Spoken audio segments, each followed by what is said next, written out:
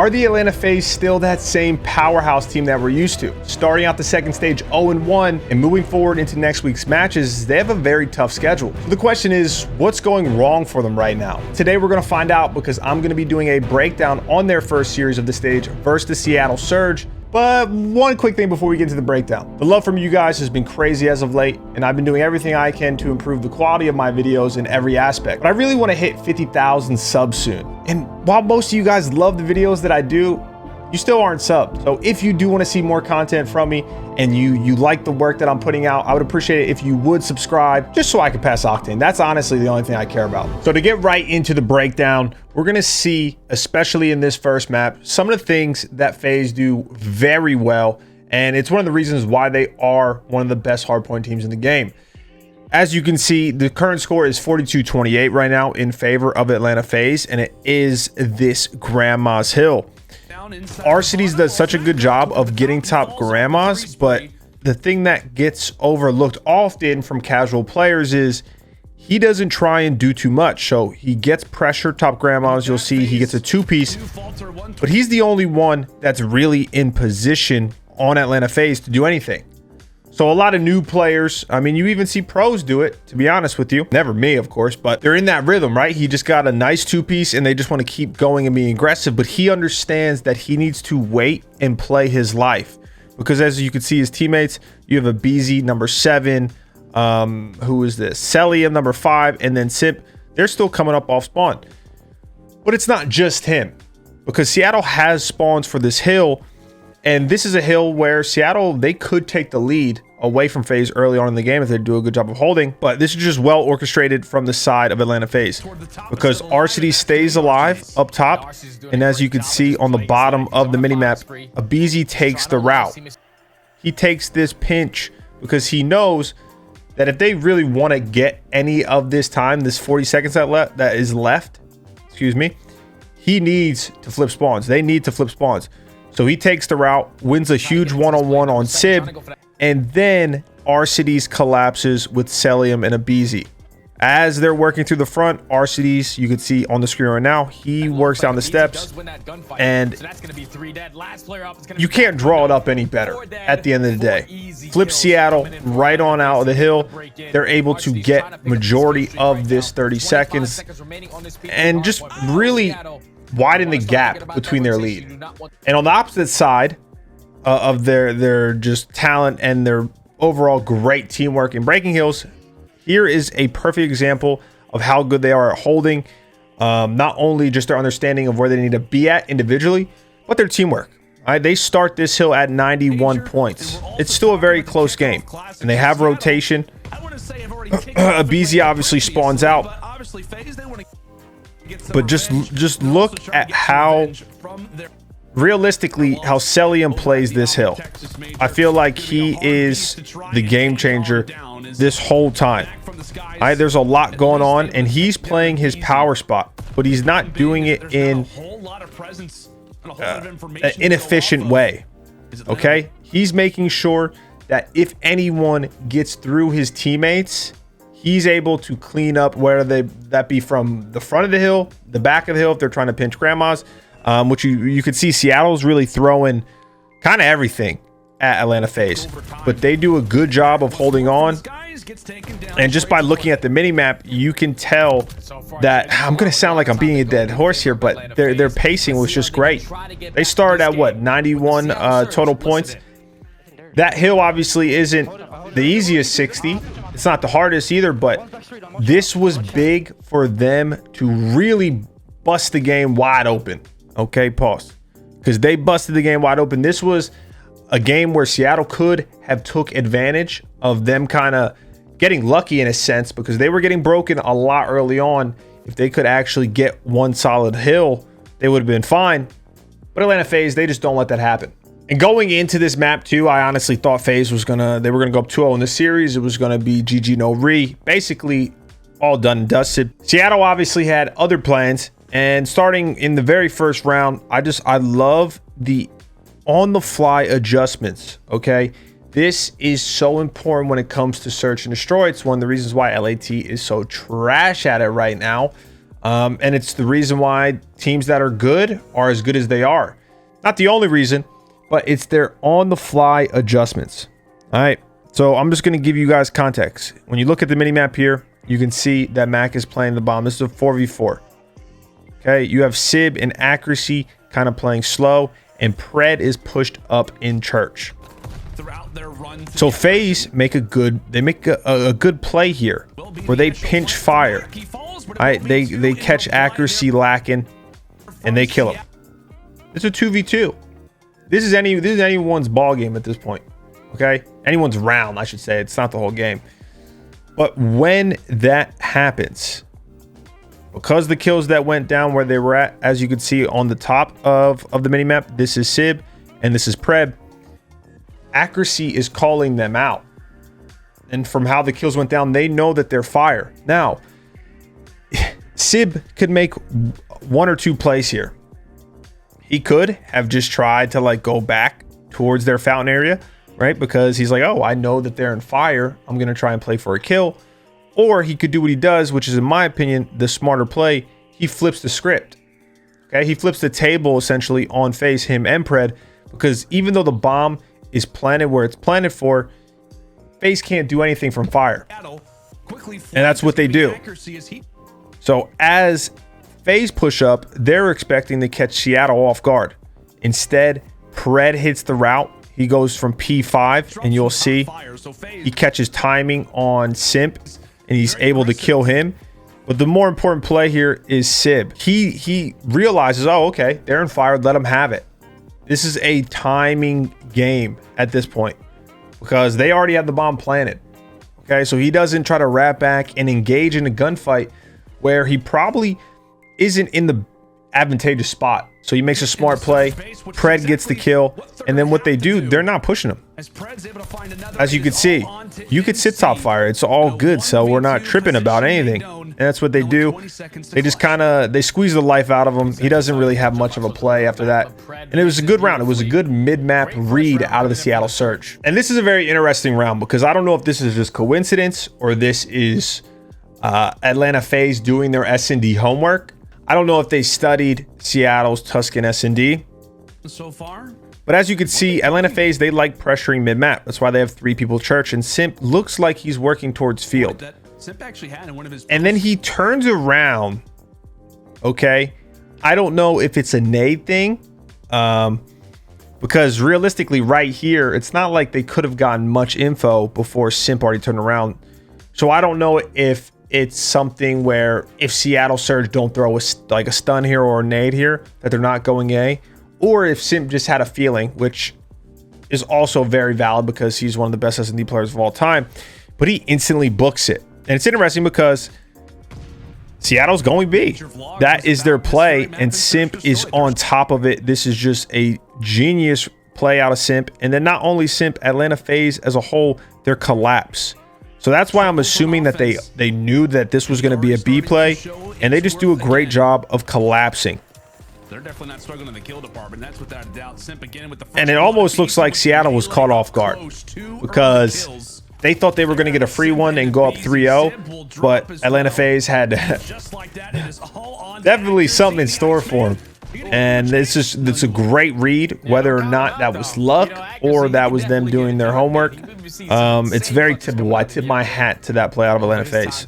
In round number 7, this is just a great play out of Pred and Sib. You'll see Seattle adapted. They realized that FaZe on defense, they like to get mid-map control, or at least pressure mid-map through church, because you're obviously, it's not ideal to try and challenge on defense like the field side of the map, just because you're at such a disadvantage. But so Pred is able to work through mid-map. Okay, he has Accuracy looking over him. And on the side of Atlanta FaZe, they have a 2-2 split. Pred realizes, though, if they're not pressuring, he didn't see anyone, no shots were going down, Accuracy didn't shoot at anyone, there's a good chance that they're probably working B, which Atlanta FaZe has done a couple rounds already on defense. This is great awareness and situational, just overall situational awareness out of Pred. So he goes, you know what? They're probably trying to make this move that they did a couple rounds prior. I'm going to stop it before they can get a free kill. And look at how he plays this. So Seattle's able to get the bomb down, but instead of Pred, you know, being near the A bomb side or wherever he's at, he's trying to catch these guys off guard. And this is great trigger discipline out of him. He gets not only info, he's able to get this kill on a BZ. And not only that, because of the info that he's getting, and I'm assuming he's relaying it to his teammates, Sib backs all the way up. Sib was playing up, kind of watching mid, and Atlanta, they stormed out mid-map front fire area. He's just able to play his life. Okay, it's a 2v3 for Seattle right now, but watch how they break this down. But it's the initial trade back and forth for FaZe. So another great play out of Sib, and this is something that a lot of you guys that might want to know about COD don't realize. You don't want to stand still, especially in Vanguard. Okay, so Sib had just gotten into a gunfight with Simp. Sib was all the way in the back of their spawn. Simp was their mid alley, right? They kind of saw each other, respected each other's gunny, went their separate ways. But Sib didn't waste any time. Once Simp backed down, he realized not only because they're in 2v3, he has to make a play, but that is where Atlanta FaZe thinks he is, because Simp calls him out. Simp and Sib, Jesus Christ, is a tongue twister. As you can see, RCD's is front church right now, kind of watching like top fire mid alley area. All right. And Pred, on the other hand, he killed a BZ mid map. So Atlanta, they don't know where to look right now, because both Sib and Pred took fantastic routes. Sib honestly won this round, but it's such a hard read for Atlanta. That's what they just did. That's what they've been doing in this S&D, even though they're currently losing. They're making themselves a hard read for the Atlanta FaZe team, and it's working out for the most part. I mean, they are down 4-3. I will not be going over control. I know I told you guys that I'm waiting until they actually fix it to the ticks, because it's a resident sleeper, if we're being honest. And Atlanta FaZe won 3-2, and they won 3 defenses. But moving on to the hard point, this was huge. Seattle Surge down 1-2. Atlanta FaZe obviously looking to close them out, win their first match of the second stage, and you know, kind of bounce back from the major. And I love this play out of Mac. So Seattle's getting majority this time. They do a great job of holding almost all of P1, and kind of the assembly line that I'm talking about, right? How I said traditionally it would be like the first guy up, he takes the longest route. So it's like enable. Well, if that's the case, why did Mac do what Mac did? Mac's number 3, and the longest route for this hill would, you know, to go all the way through docks to this top right area of the map where RC's is at. But Mac understands, and how Vanguard is played, there's scenarios where you can make plays like this, where he understands that they are pressuring old and there's still 20 seconds left. That's the spawn that they're going to get around here. So he is playing through the cut, then into the hill. Okay, so he goes up, doesn't see anyone. He's not going to challenge it though. He just rotates in the hill, because not only is he playing for the cut for the easy kill, he's assuming, at least I'm assuming that he's assuming, you know, he seems like a smart player, that someone on FaZe is going to be rotating. They're going to be doing that assembly line, rotating to the top, taking the longest route and holding this down, because they know that Seattle is spawning fire, you know, on this hill. So this is great play out of Mac. He sneaks through and he plays very patient. Right? He's not trying to push out, okay, to get a kill in their spawn on RCs, because no one else on Seattle Surge is by him. This is one of the most important things that everyone out there who wants to learn about Call of Duty, especially Hardpoint, you need to take away from this. When you get into a position where you're kind of behind enemy lines, take a breather and play patient, because unless you're fucking Rambo, you might get one and die, but it's a useless ass kill where you could be impacting the game so much more and helping your team out so much more. As you see, Mac, they don't know where he's at. He's just waiting until his teammates can get around the hill, and then that's when he makes his move. Great play out of Mac in Seattle. And then right here, this is the beginning of the P4 hill. This is a great setup out of the Seattle Surge. Okay, they're playing pretty far out. Now, as you can see, the hill is on the bottom side of the map, but Pred is pushed all the way over here into this like train cargo area. I don't know what it's called. Doesn't matter, because he knows, Seattle knows that FaZe is going to be working this street side of the map. And even though he dies, it doesn't really matter.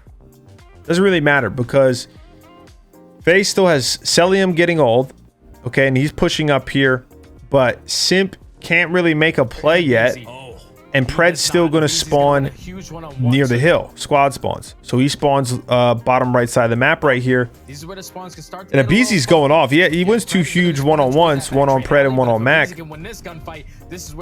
But because they were so far pushed out, that's the thing. When you're able to push out, you want to push out, okay? Because it makes it so you don't have to play perfectly. If you have such a tight setup on a hill, you have to play perfect, because if you don't, you're automatically going to spawn out. Now, when you are more aggressive on the map without just flipping spawns like an absolute idiot, it allows for you to maybe get a kill, mess up, or die and spawn up like Pred did, and you know, you're still okay. You could still salvage the situation. And then this was the dagger for the Atlanta FaZe. Okay, Fire Hill, 50 seconds left. Pred's number 3. He makes a great play. Number 2, and accuracy is able to work his way. Look, I'm gonna be honest. This is the assembly line that you guys are about to see. Okay, I was just gonna say it was a great play out of Mac, which it was, but this is just something that when you don't consistently do it, it allows for plays like this to be made. So as you can see, number 5, Celium, he was holding the back. Okay, trades are going down. You know, Seattle's coming from all different directions. You had Simp and OAKBOYZ in the hill. Arcides comes off spawn. In this scenario, guys, right? If you look at the minimap, Arcides is last in line. All right, so it's an assembly line. Celium bumps over to help Simp and OAKBOYZ in the hill. Arcides takes his job. The only issue is Arcides didn't really take his job, and he didn't look down the street. He just sprinted right towards the hill.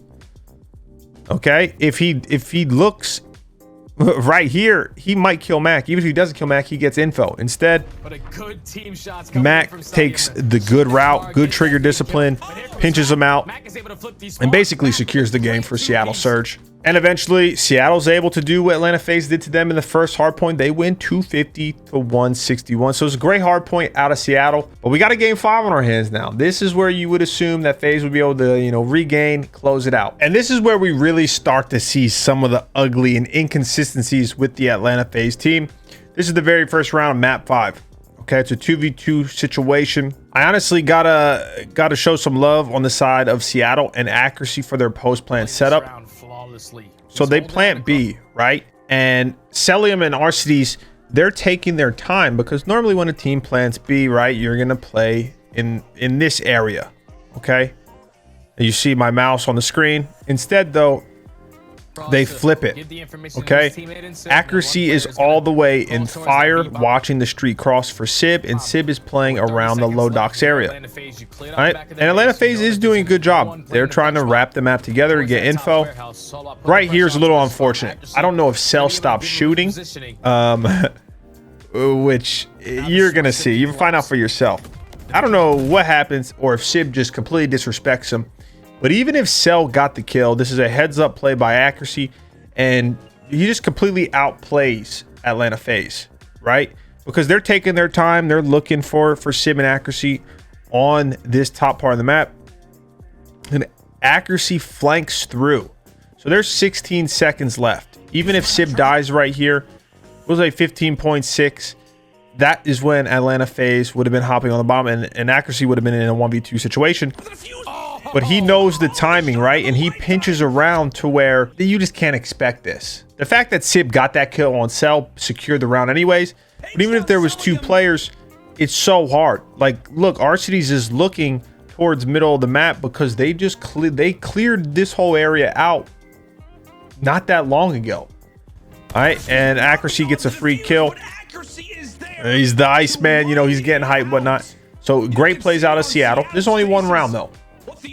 They planted that bomb to see it. And I think this is where the frustration begins for the Atlanta FaZe. Okay, because accuracy is calling the cross. Okay, he's number 2. He's going to be calling the cross damn near every single offensive round for Seattle. So he's able to say 2 cross. And Celium is playing the B bomb. You know, Atlanta FaZe is spread. This is solid right now. And then there's some gunfire going down, some stuns, some tack usage, right? But Celium instantly rotates off. And I just feel like this is way too quick. And this is just, I mean, this is a big brain play out of Seattle Surge, because they are baiting them in. That was their play, without a doubt. Lamar's already gone over to help Mac. He's going to be in. Celium gives it up. Whereas I feel like Celium should have waited a little bit longer, maybe played a corner and tried to get a free kill. I understand that, you know, he's backing up to stay alive for a retake, for a 44 retake.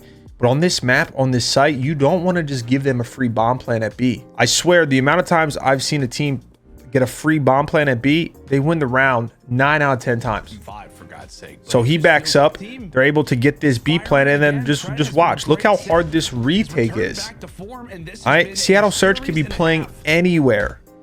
Like, Atlanta FaZe has to check so many different spots, and they have to defuse the bomb.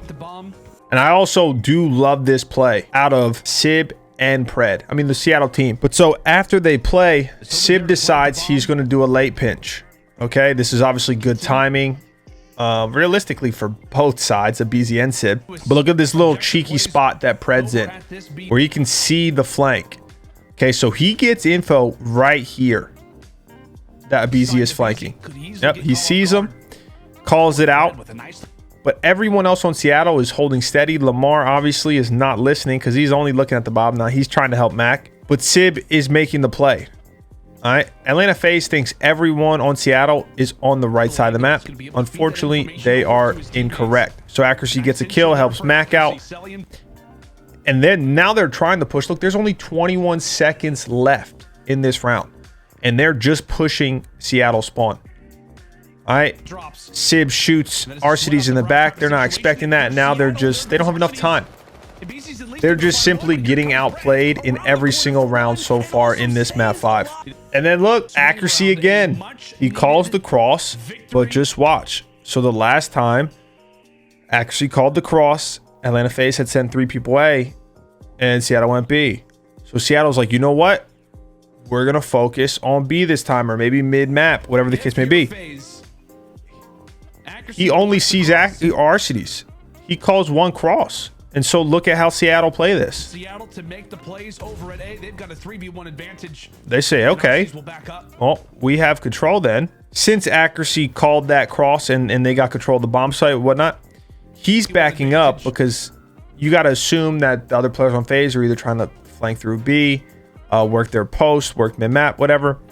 But this is a great move out of Pred. Little bit of lucky COD timing, because as you can see, Simp is rotating back to these steps. But knowing that Arcides is where he's at, Pred hops out the window where Arcides could have saw him, but I don't think he did in the heat of the moment, to catch Arcides off guard, because you know he's going to be around here. He's not just going to fully give up this area. Accuracy called him crossing, gets the freebie. Simp, bad timing. Pred gets an easy 2-piece, and that's the round. But it's clear as day, okay? Like, if you were to ask me if Seattle Surge is outplaying the Atlanta FaZe unbelievably right now in this map 5, I would respond with, am I missing half my right thumb? And you would say, well, yeah. And then I would say, there's your answer. I don't need to finish this out anymore. Atlanta FaZe didn't play this series horribly, okay? But the Atlanta FaZe that we're used to, they don't make mistakes like that.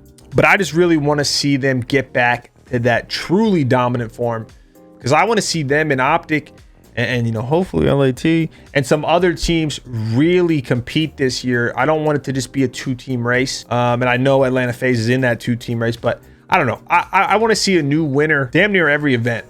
I think it just makes competitive COD way. What the fuck am I even talking about, CJ? Just cut this whenever you want to. Jesus Christ.